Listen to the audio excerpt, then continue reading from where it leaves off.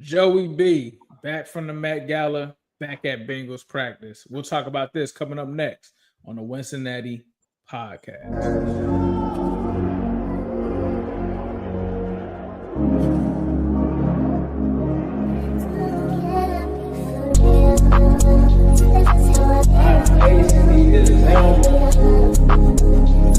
It's an exciting time to be a Bengals fan.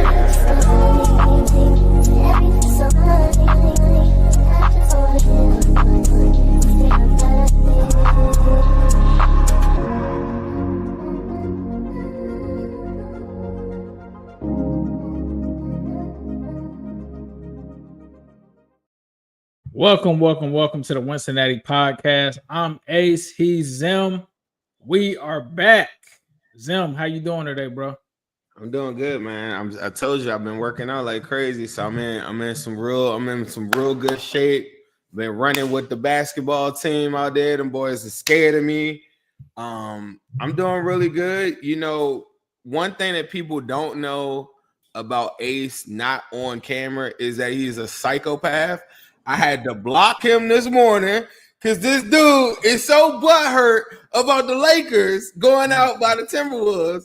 This dude is on a crazy run that I've never seen before in my life. So maybe the people in Cincinnati and the fans, y'all can save me from this psycho. This dude was killing my phone this morning. This is insane. If y'all think that was crazy, just imagine what this dude was doing after they gentlemen swept the Lakers. Just think about it. You guys already know what time. You seen what he does to the ops on the timeline with the receipts. What do you think he did to my phone after that happened? I didn't, bro. I kept it super light, bro. Super light. But now we're here to talk about the Bengals. For those enjoying the playoffs, make sure that you tap in with us. Make sure you hit that subscribe button, hit that like button. We obviously center around the Bengals, but you never know. We could be talking about anything that's going on right now. Joe Burrow's fit at the Met Gala. Let's start there. How did you feel about the fit? Because I thought the fit was cool. My wife thought it was kind of plain. What were your thoughts on the drip that he wore to the Met Gala? I thought that it was on point because you don't want to come out there with another wild backless suit. You know, like you could do that like one time, but then you don't want to like do that like multiple times. I thought the oversized look. I thought he should have went a little crazy with the shoes. Like we keep on seeing him with like I think I saw a picture of him at a wedding. He had a tuxedo with sneakers. I think a lot of people are against sneakers with a tux, but with the right shoes, it's actually you could pull it off. Yeah. I thought that that's what made it look plain was the shoes. He could have the shoes were saucy though. He had the Gucci stitching on them, man. I thought that was hard, but it's the Met Gala though. You know what I'm saying? So to me, it's like that's the part where you could go a little crazy. Yeah. Had he not done the backless suit at whatever that runway thing was, I thought he could have gone a little crazy. I thought the oversized look, though, I thought it was cool. I thought he was comfortable. I thought he looked like a ball player at a fashion thing. And I know, like, the women on my timeline loved it. Some of the men. But I thought he, you know, like that, he represented us well and he did his thing. So, I don't know. I didn't think nothing about it. Like I thought the fit was cool. The backless stuff was crazy. I ain't gonna lie, Joe. Joe, if you watching this right now, the backless joint was a little crazy. You gave some people some ammo during the season with the backless joint, but I'm glad he kept the back end this time. But speaking of everything, that is crazy. Speaking of, he showed up today, headband on, dripped out today. Back at practice, though. What were your thoughts, Joey B, back at practice? Because I ain't gonna lie, between me and you, I was like, man, I don't really, and usually I don't say what we talk about on the show, but I came to you and I was like, bro, I don't really care about to talk about his personal life like that. But then when it was like camp started and he wasn't there, I hit you and I was like, yeah, I don't know about this one, bro. I don't know what the look looks like with you being the leader and not being there. And from what I've seen on the timeline, a lot of other people kind of were a little mixed on it. You saw some people saying, hey, it's May, let dude enjoy his life. Other people were like, man, I don't know, based off of the season that we just had. That ends today with him showing up to practice. But what were your thoughts with Joe and, him not being there the first day and him today? I didn't think all right, it's two different sides. There's three sides to every story. Let me explore one side. This is something that I don't want this to go off too far off, but one of the conversations that I was having with my boy Bash earlier today is, sometimes, and this is something me and you didn't agree on that much, right? Last season, when things weren't going well, or we didn't win games, there's a tendency when people are losing that you start to look at every single detail and you start to point out different things. My detail that I guess I was pointing out was the fact that Joe Burrow, since 2020 all the way to 2023, is the most clutch quarterback I think I've ever seen, right? In 24, there were instances where he wasn't as clutch, in my opinion, right? And I took a lot of people who didn't like what I was saying. But my argument is, if you're going to say he's the best quarterback, think about me and you have a conversation about Luka, LeBron, or all these different people. If you're going to say you're the very best, that's what they do. They defy, if the defense is bad, the front office is bad, you could be like, well, we putting it all on it.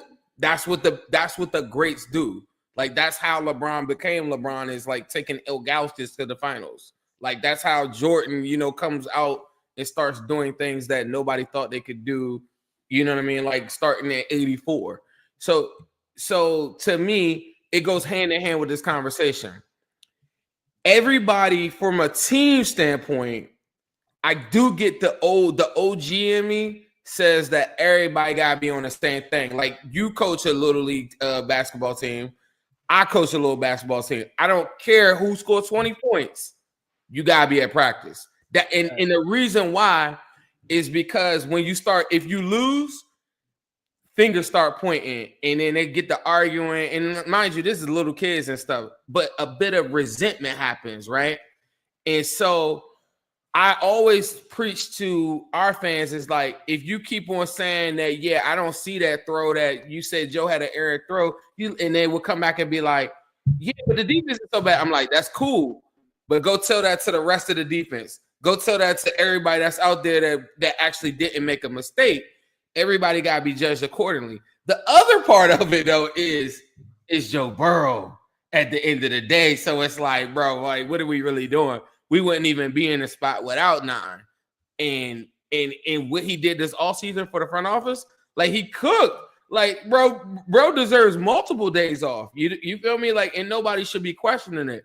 So it's two sides of that argument to me. If you're excusing one person, you got to think there's 52 other players on the roster that's looking and saying, well, Joe did it.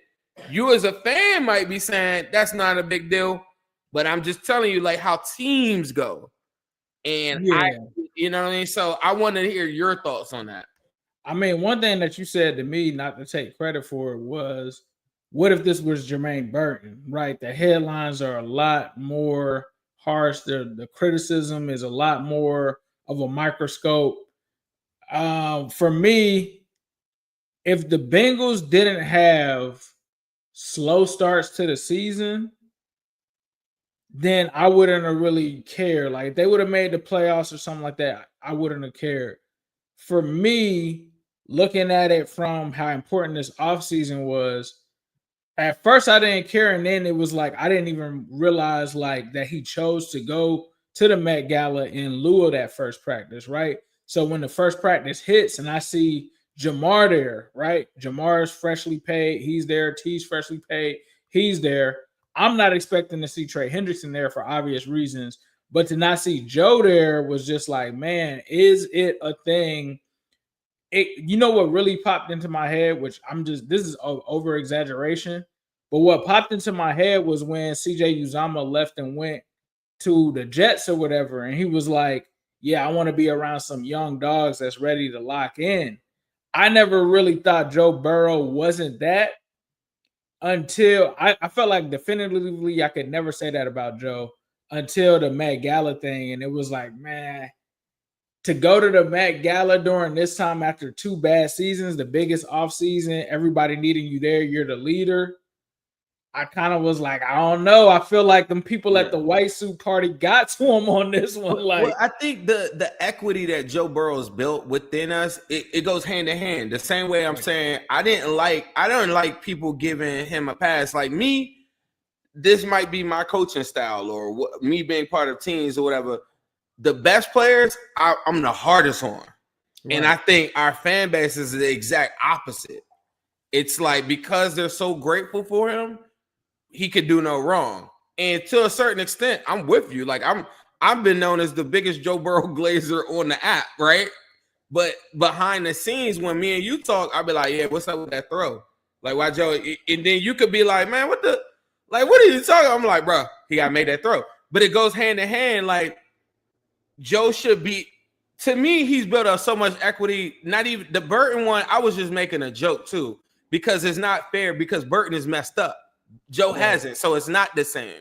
It's not the same at all. So anybody catching that part, I'm not comparing the two. I'm just saying because of the disdain for Jermaine Burton, I was just saying, imagine if he didn't show up and he went to a Met Gala. We seen him at LA, like Lakers games. We seen him all types of stuff. Imagine he didn't just show up. Has nothing to do with Joe Burrow. You'd be like, bro, get him off my team. Like, that's just the reality. That's not even a comparison to Joe Burrow. It just shows you the contrast of why do we create rules for certain people and we have a hard stance. But I guess the concept is there's also the human being part of it too. Because like you, I'm one of those coaches where it's like, bro, I don't want you missing practice. But one of my best players on my team, he missed practice, right? Come to find out, his mom was graduating. So, like, I'm like, oh, you're not playing this weekend. You're not starting. You're out of the starting lineup. But right. Then sometimes, and obviously the Met Gala isn't that, right? But say your player went to the Met Gala, though. Oh, if he went to the Met Gala, see, I don't think Joe goes to the Met Gala during regular training camp. I think OTAs with it being non-voluntary, I think that's a part of it. But yes, if he were to do, and I don't think Joe has ever done anything like this during a critical moment, right? Like anytime he's been out of training camp, it's been for an injury. It's never been anything where it's like one of these situations. We've never had a Tony Romo situation where he's going off with his girl before a playoff game or anything like that. But if it were one of my players, I think I agree with you. He probably, if it was a Met Gala, yeah, you might be on. You might not start, but I might put you back in midway through. But I at least got to set the standard, because if I don't set the standard with you, I can't set the standard with anybody else. And that's me personally. That's just my whatever. Now, I will say this, because it's Mayo, my personal stance on this instance, I don't care that Joe Burrow was really going off that. I don't feel the same way. But the thing that I'm saying that I think is, because I'm gonna tell you why. We argue about why the Bengals don't get the credit that they deserve. We argue about all these different things, right? Joe Burrow does give us the backing to have the arguments to put us up against anybody. Like, I'll have an argument against a Ravens, Bills fan, Lions fan, Eagle fan, whoever you want. I got legitimate arguments, and a lot of it is off of Joe Burrow, and he gives us relevancy and keeps us moving forward for this generation of fandom. So I understand his impact, and him going to the Met Gala and stuff, it has other effects that can help us. I do understand that. That has nothing to do with football.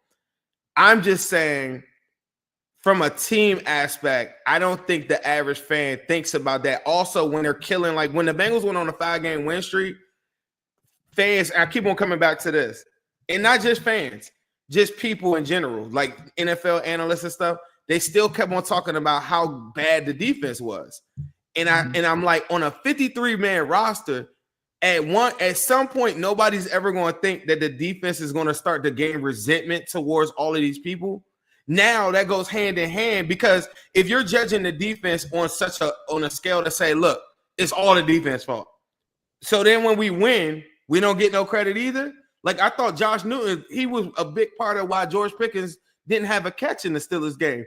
I thought that people would be talking about that more, but people were so gung-ho on the offense and Joe Burrow and us winning that they gave him all the credit. But then when we would lose, they would just totally exonerate him. And I think that those conversations go hand in hand with like stuff like this, because then the same other 52 people, whether they like Joe Burrow or not, this is a team. They're gonna be like, well, Joe got to miss Met Gala, right? Not the fan, the team. And then so they start slow. Who knows? Somebody could get an argument or something like, Joe, maybe had you been there extra day, maybe you wouldn't. Maybe you would have thrown that pass a little bit, but I don't know. Like that would be an exaggerated sense of what would happen. I don't think any players would really challenge him like that.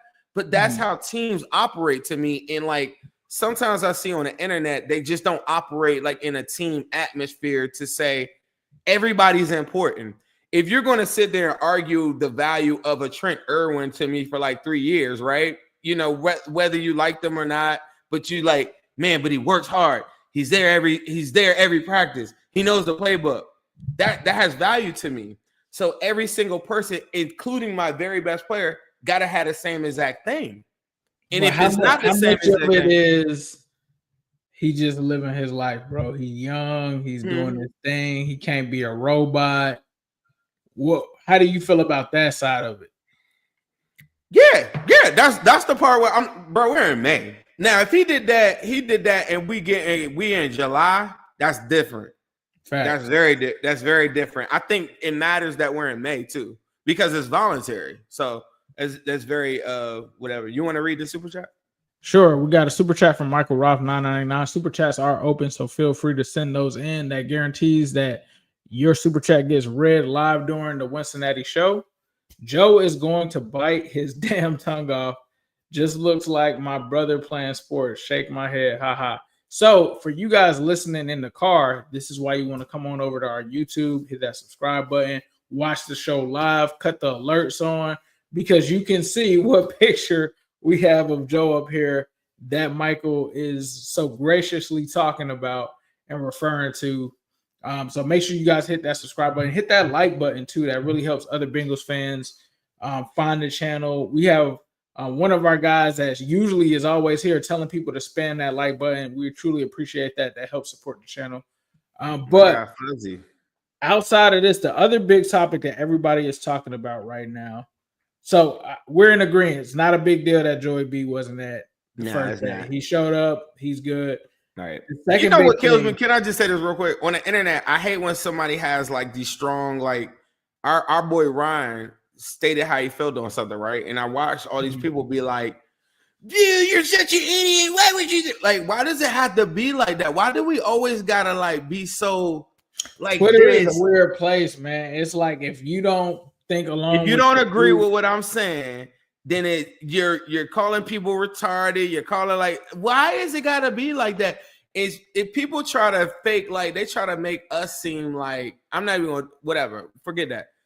I hate that. Like to me, I thought like me, I like exploring both sides of the story. Like I get why somebody might feel that way, because if the Bengals don't win, you're gonna look at every little detail and be like, damn, like why we ain't do this? Why we ain't get out to a good start? Like, oh, there's room to say maybe that's an extra day of installment that bro could have got. Like, I don't think it's a big deal, but I just think that people should explore sides of like the perspective and saying somebody's an idiot just because they don't agree with you. Sometimes people do say stupid stuff though. Let me catch myself. Like I seen an article Twitter or X, whatever they call it, is crazy, bro. You say one thing, you might not even really mean it like that. You might just not even think about the tweet like that. You come back to a whole firestorm of people just with pitchforks and everything. Like, welcome to my life. It's okay to disagree, like you said. It's okay.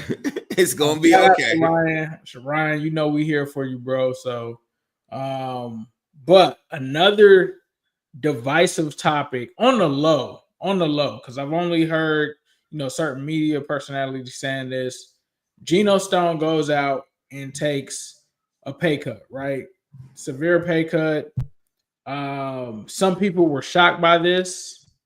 I think that the way that it played out, I'm not as surprised because I think that this is just pure speculation. This is not a source, so do not take this as Ace is telling you guys inside information. I'm just reading between the lines of what I think may have happened. I don't think it's a coincidence that a couple weeks later, after the draft, Geno Stone is taking a pay cut after the Bengals did not draft a safety. Everybody kept saying after the draft, why didn't the Bengals draft the safety? What's going on with it? I'm not an anti-Geno Stone person. I think if you follow me, I've said that I feel like at the end of the season, he kind of cut it on. I never really got why people wanted to get rid of him. I always thought it was a situation, even if you kept him, where you could still have 3 safeties on the roster. But I think, to me, based off of what transpired, I don't think it's a coincidence that the Bengals didn't take a safety and Geno is now taking a pay cut. I think that had to be talked about, broached, and it probably was a handshake. Hey, we won't take a safety if you promise to restructure your contract, or we won't move on from you if you promise to do that. And I think from Geno's perspective, it kind of puts him in a prove it deal.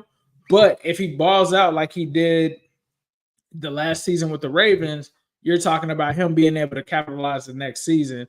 But I also think that some people are questioning, is this really a legit, we're doing this to get Trey Hendrickson back on the roster deal? And I just feel like that's a little silly because, in my opinion, a lot of people didn't expect Geno Stone to make the roster, right? A lot of people expected him to be a potential cut this season based off of last year, especially when you see what happened with Sheldon Rankins and some of these guys. I don't feel like people felt like he was guaranteed a roster spot. Let me just say that. I don't think it was a guarantee. So for this to be the circumstance, I think that this is better. I think that this gives Geno a way to come out ahead after this, and it gives him a chance to really prove himself from that standpoint. A lot of people are out there basically trying to say the Bengals finessed him. They're not going to do nothing with the money, which I don't know how that's valid because there's a lot of discussions with the Diana Rossinis of the world that things are going well with the Trey Hendrickson situation. There has been some allusion to this lining up with Jermaine Pratt possibly being moved on from.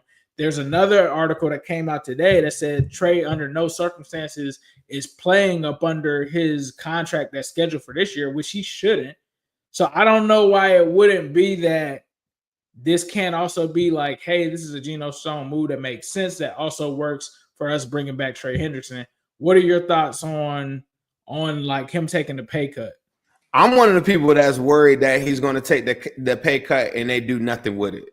I am worried about that. And the reason why is because they did that to Mixon.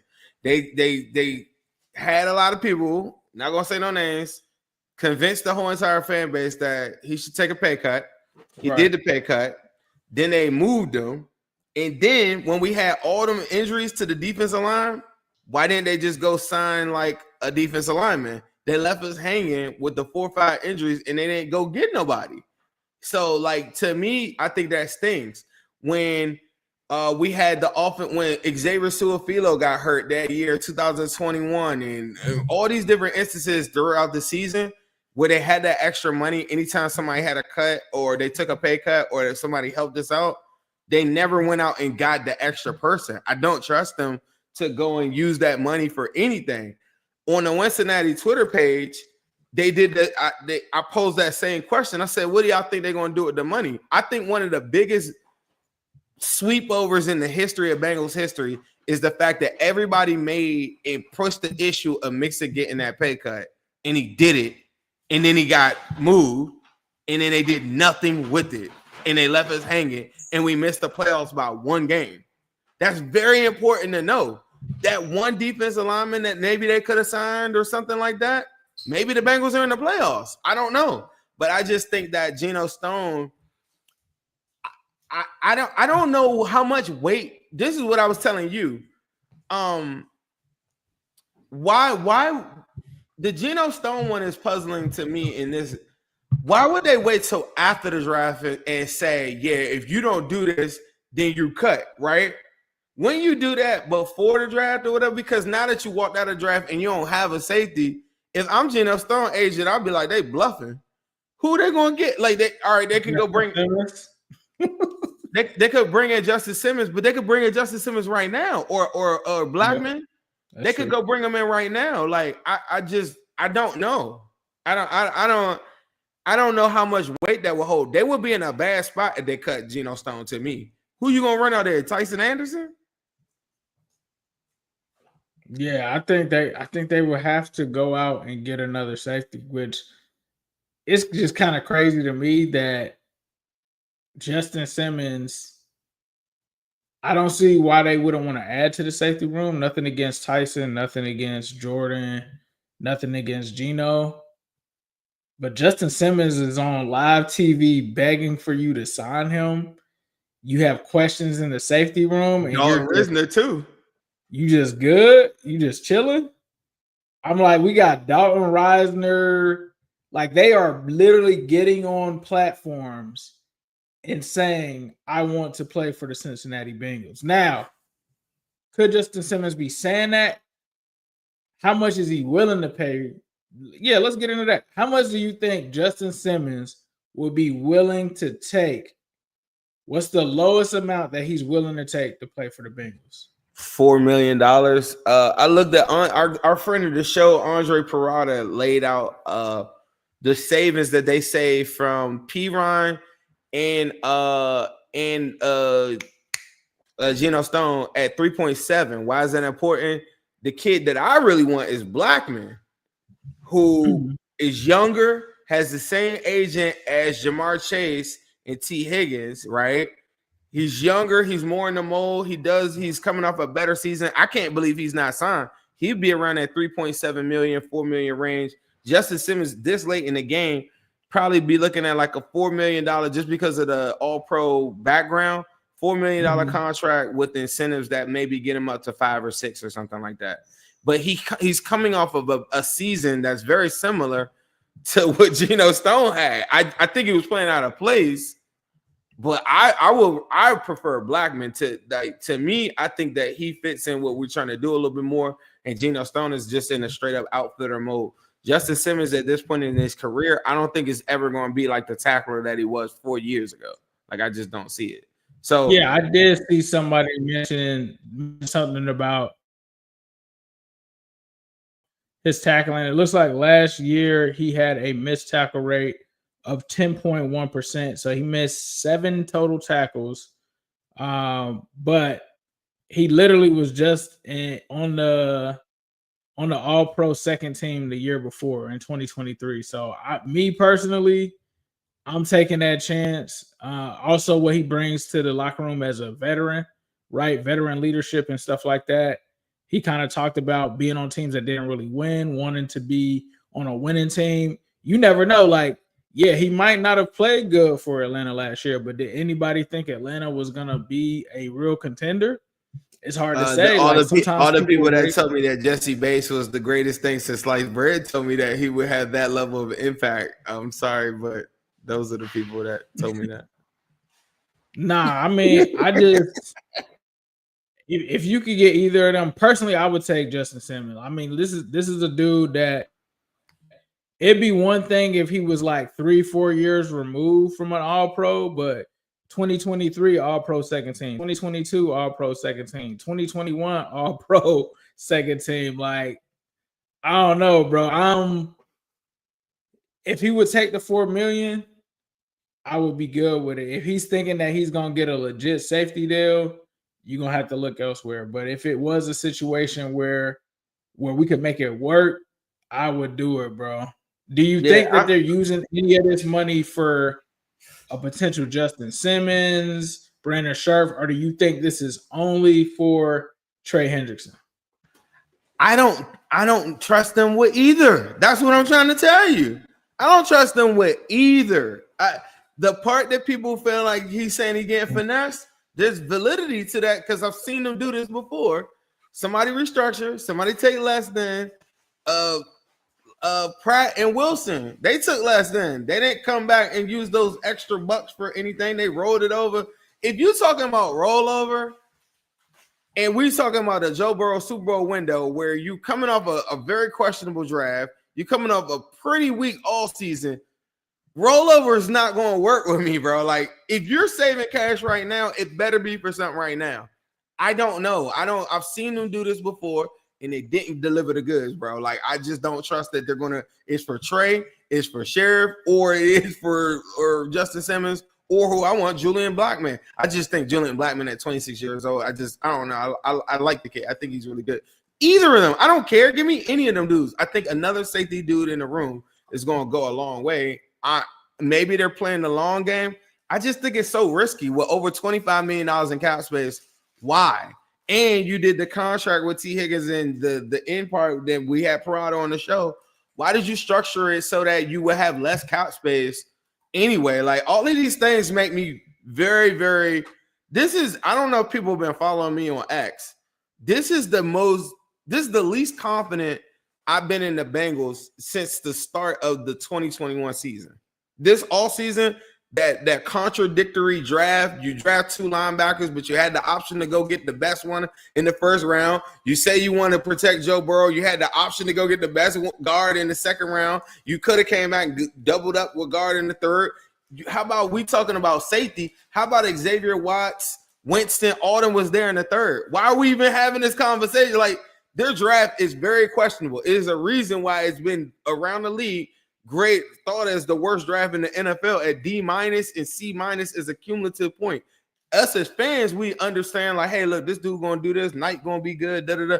But I'm just telling you, the board was set up for them to throw up one of them and give you an Ant Edwards, like a Ant Edwards level dunk on Luka Doncic. Like, they could have did that. God. And they didn't dunk it. You know, sometimes you just can't dunk on everybody, but you know, sometimes you just can't score either. You know, 1 point and 1/2. You know, yeah. Man, sometimes it's like that. Michael Roth here says, Ace and Zim, give me your confidence level out of 10 that the Bengals sign Simmons, Reisner. I'll go first. 1 out of 10. Sadly, I don't think it'll ever happen. Man, bro, it's crazy to think that they would pass on a Justin Simmons. I can see them doing it, bro. Like, we've seen them kind of do this kind of stuff before. I don't think that they're going to sign Dalton Reisner. I think that they would have at least had him in for a visit. I mean, Dalton Reisner is begging, literally on TikTok, begging for the Bengals to sign him. Yes. Everybody is putting it out there, so they have to know. And sadly, nothing is happening. And what I don't understand is, which I think they actually do release the information when somebody comes in for a visit, or they I think there's somewhere where they actually track that. But we haven't heard anything of them even at least kicking the tires at a minimum, bro. I'm just going to be honest. At a minimum, even if it's a Mekhi Becton situation where you bring them in and you don't sign them, at minimum, you should at least be bringing these guys in. Like, I'm not saying that you have to sign them, but you at least need to do your homework and be like, all right, yeah, let's bring in Justin Simmons. Oh, you want $7 million? Good luck to you, sir. Have a great season. You look like you might be in great shape. It just doesn't align with what we have allocated for the position. We're out. Dalton Reisner, cool. You're willing to sign for probably vet minimum.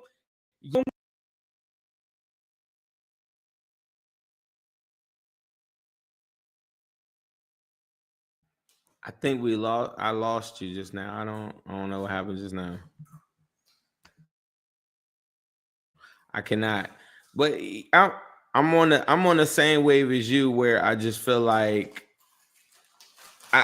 these players that I think could raise that room, the floor out, like, I just feel like they could do a lot to better, you know, something. And it's so simple. And we're watching teams like the Ravens, particularly Eagles, all of these teams like that, just make these little moves like here and there. And there might be guys that get cut at camp. It might be all these different things that happen or whatever.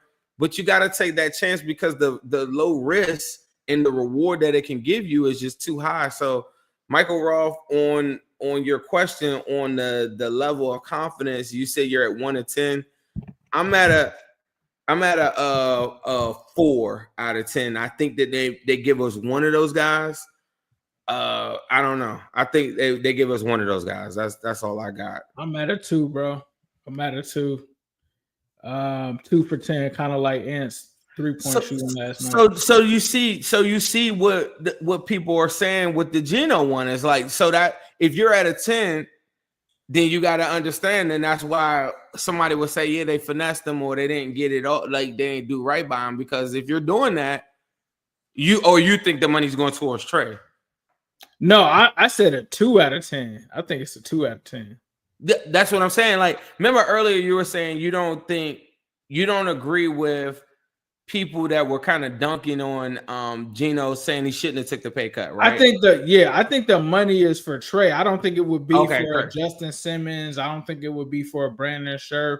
I think it could possibly be for Trey, because I have seen them in the past after they've gone out, and the funny thing is it could be for TJ Slayton.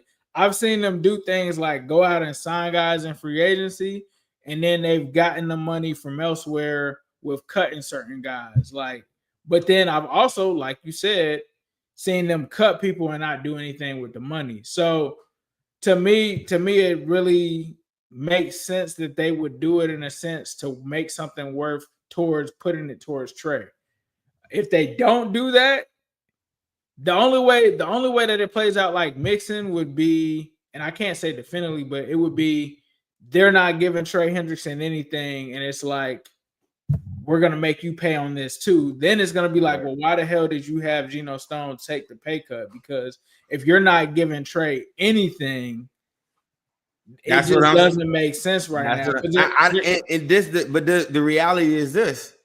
He doesn't need to take a pay cut for them to even pay Trey Hendrickson. They could make that argument to his agent all they want, but the way that this works is cash is king. If they just fronted $3 million more in whatever deal that they're proposing, it doesn't matter if dude took a pay cut in terms of getting that extra cap space back. We don't really care about that if they just spend the cash. So like me helping a billion dollar owner, like I know that he's the one of the cash poorest owners in the world. He's still a billionaire in value and worth. Them on trying to save that, like I'm not appeasing to that. Like if I'm Geno Stone agent, and I'm not appeasing to that if I'm as a fan either. Like I don't need to have people take a pay cut so that I could get that little bit of, I'm squeezing every little juice out of it to get it. Can I also say too, if anybody's watching this right now on X or any other socials, we really, really do appreciate you 1000%. If you can, come on over to YouTube. We need the views because we get generally over 1,000 people on X and all this other stuff. But come on over to the YouTube and make sure that you subscribe, cut on alerts and stuff. If you enjoyed the conversation and the perspective, it really helps us out a lot. Fully independent, just trying to get our numbers up, right? So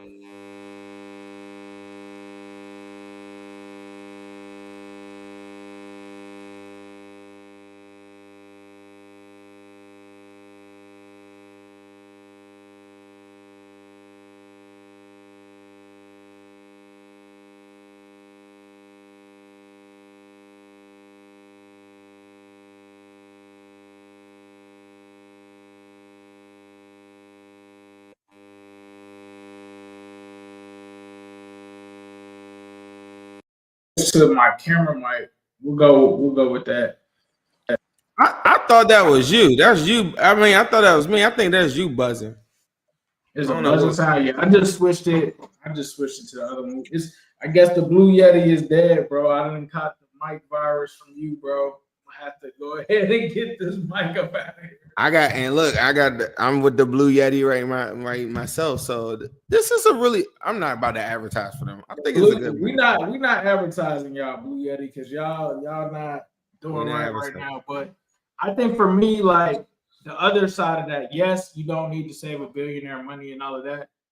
But is this when the T. Higgins contracts and the Jamar Chase, like that bill is due? Like they do have to pay T. Higgins, Jamar Chase, the Joe Burrow cap number. It's not crazy yet, but that's going to be crazy. I have seen them do this thing where they kind of work in reverse. It's like they've already made these decisions up in their head. And when we sign and celebrate the T. Higgins thing, it's like, oh, yeah, later down, we're going to have a conversation with this person. and we're gonna you're either gonna take the cut or you're going. So I have seen them do the little kind of, I don't want to call it shady business dealings, but they kind of have done that in the past where it's like, I made this move knowing that I'm going to cut such and such. Well, I'm going to make if they moving like that, then Justice Simmons or Julian Blackman should be in the room the next day. If this happened yesterday, right? On what grounds? I would be challenging if I'm Geno Stone's agent. Okay, you're gonna cut me. Sorry to get into your business, but who do you think you're gonna get to replace me? Show me. Why would I be taking a cut? They'd be like, "Oh, we need the money for Trey Hendrickson." I'm like, that don't got nothing to do with me.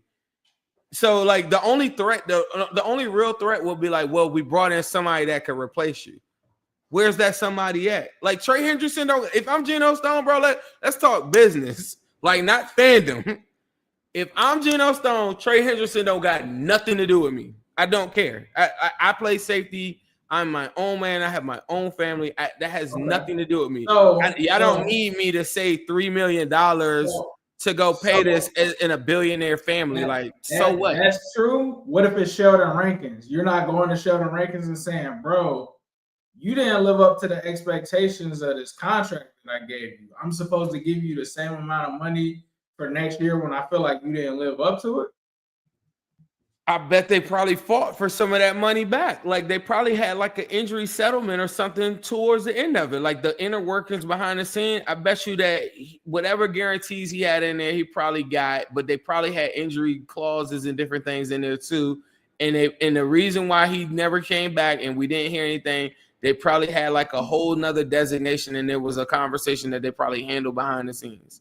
So you felt if Julian Blackman is still out there, do you think that Geno Stone, if we were to cut, let's just play a hypothetical, is Geno Stone getting that amount of money that the Bengals owed him this year on the open market? No. So how does he have leverage to tell them, I'm keeping what you've given me based off of him coming off a down season? Now, the Mixon situation is a little different. I don't think he was really coming off of a bad season that was as bad as Geno Stone. So that makes sense. But Geno Stone, by his own standards, he didn't live up to what he was supposed to do for the Bengals. How do you justify paying him something if you feel like he's not worth that based off of last season? Because we had a contract. So you want to honor every contract? So if somebody goes out now and doesn't live up to the contract, that Sheldon Rankins again, right?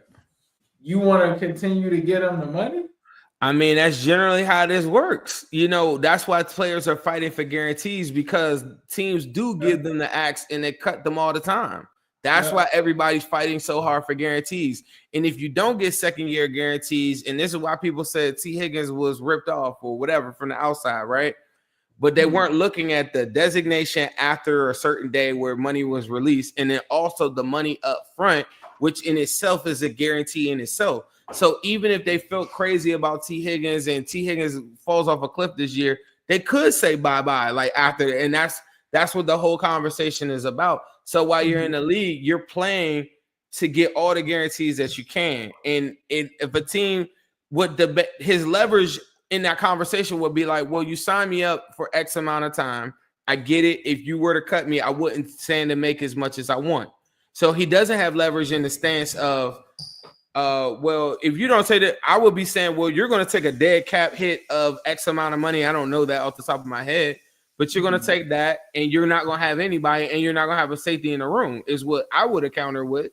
And they're only real arguments. Restructure all the time? Huh? Don't teams restructure all the time? Haven't we been? But this was a flat out pay cut for real. It wasn't even a real restructure. They moved around the guarantees, so they pretty much is guaranteeing this season. But now when we get out of this season, there's nothing there, and then he's lowering his salary. So it's I don't know. Yeah. I mean, I can see both sides. I do agree with you. The Mixon situation, you have to do, even with this situation, you have to do something with that money. Like I'm of the thought that it has to go to Trey Hendrickson or something, some sort of like it can't just be like you said, we're rolling this money over to next year because it's like why that doesn't. They've What are done we it to doing? us many times before, bro. We were out there dying. Miles Murphy got hurt in the joint practice. Chance Sample just tore his ACL.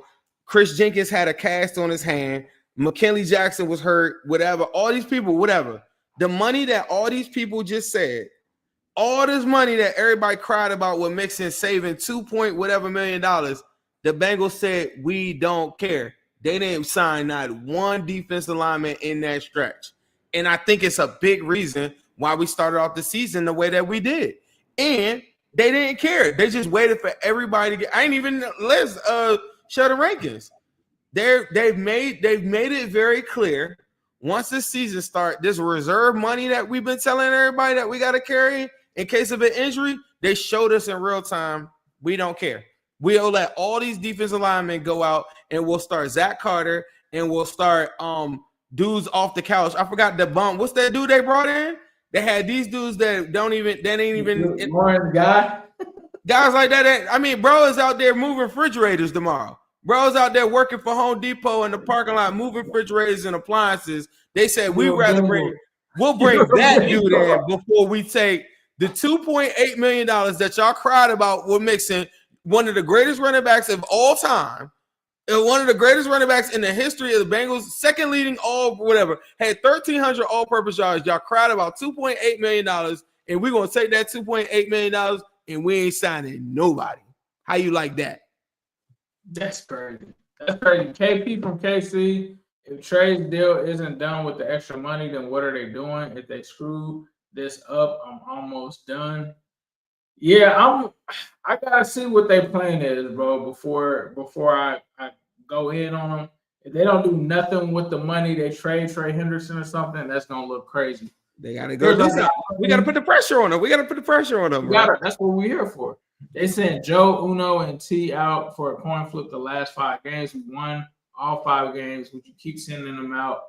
It is a real flex. I mean, I don't know why you wouldn't send them out every coin flip. I mean, I always said that's the foundation. You got to probably have somebody on defense, though, get some kind of shine. At some point, maybe it's Trey Hendrickson. Brandon Monroe Sr., Zim, now Ace. I'll start a GoFundMe for a new bike.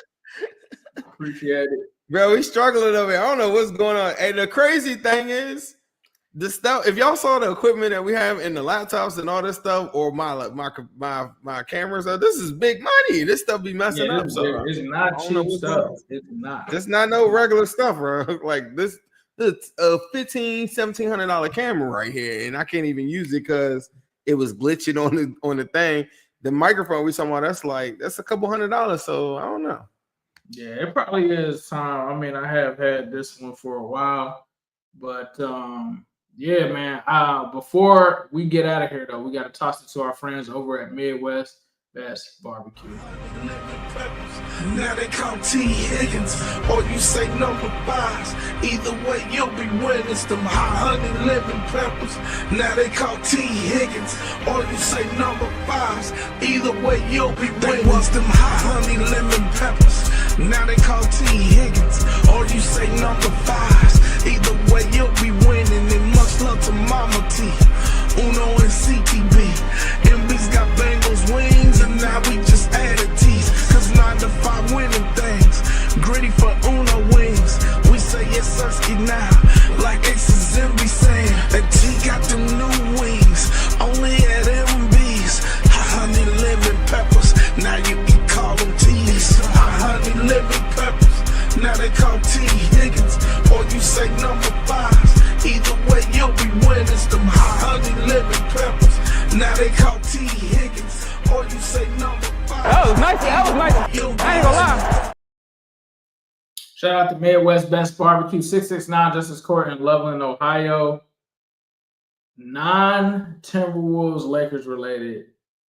Jalen Brunson might be like the most clutch player that I have seen in the NBA since Kobe Bryant. I don't know if you guys are following along right now. I don't know if you saw the last game where the Knicks and Celtics went down to the wire and he just took over. It looks like it's happening again. They were up by 20. Jalen Brunson is playing out of his mind right now. Can I say something? I've read a comment about McPherson too. Did you see the article before we get out of here? Did you hear the article about him talking about his injury, where he said that he felt the pop? Y'all didn't read that? So he had a legitimate injury. Someone in the chat tell me I should have pulled this up before I just came in here blindly and said it. But yeah, sorry, Lakers on vacation. But he was talking about his injury and like how serious it was and how he felt a pop and that had him out like after that. And I think a lot of our fans, or not even fans, I keep on saying fans, a lot of people weren't talking about like his injury being maybe a part of the reason why maybe he fell off a little bit. So I thought that him giving insight to that was like pretty cool. But you know, that was just a little something that McPherson's injury was a little bit more than what I think we originally thought it was. Because I thought he was just playing so bad that they just was like, let's just shelf him for the rest of the season. But he said it was an extra point in the Steelers game, the second extra point. LeBron James, exactly. Who you know what time it is? But shout out to y'all so much. I'm talking about you, a Luka and LeBron Glazer.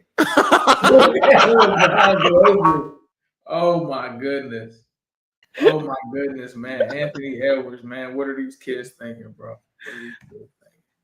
He's a Ja enthusiast, so he didn't even make the playoffs. So he's just trying to just figure out how he can even fit into the conversation. So yes, sir.